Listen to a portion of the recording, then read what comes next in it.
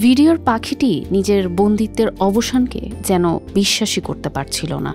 তাকে আজ ছেড়ে দেওয়া হবে মুক্ত আকাশে। আচ্ছা, দূর আকাশে যখন একটা সোনালী ঈগল ডানা মেলে কোনো ডালে বসে, কেউ কি বুঝতে পারে সে কতটা কষ্টের পথ পেরিয়ে এসেছে? গল্পটি গোল্ডেন ঈগল আকিলার। এক সময় সে ছিল মুক্ত, পাহাড়ের চূড়ায় দাঁড়িয়ে বাতাসে ভাসত। কিন্তু একদিন সব বদলে গেল। শিকারীর ফাঁদে পড়ে বন্দী হলো, কাটা হলো তার ডানা। আকাশ দেখা হতো শুধু দূর থেকে, অনুভব করা হতো শুধু স্মৃতির ভেতর। কিন্তু ভাগ্য তার জন্য অন্য কিছু ঠিক করে রেখেছিল।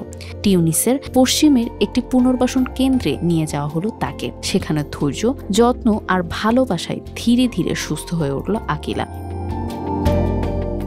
এই পুনর্বাসন কেন্দ্রে একটি স্বপ্ন নিয়ে কাজ করেন 40 জন তরুণ তরুণী। কেউ ভেটেরিনারিয়ান, কেউ জীববিজ্ঞানী, কেউ বা নিছক প্রকৃতিপ্রেমী। তাদের একটাই লক্ষ্য, আহত শাইনি চুলে এখন হবে সব হেয়ারস্টাইল। সিল্কোর দ্বিগুণ শাইনি চুল প্রতিদিন।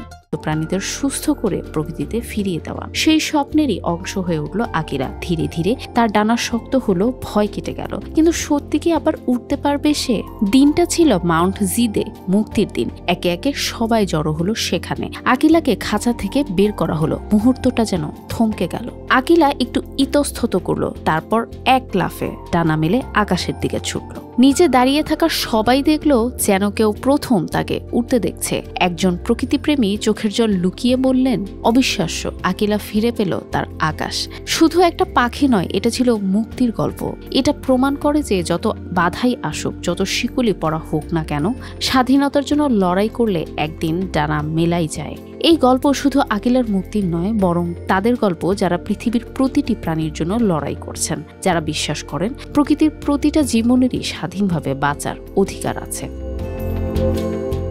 বুশা সুলতানা, RTV।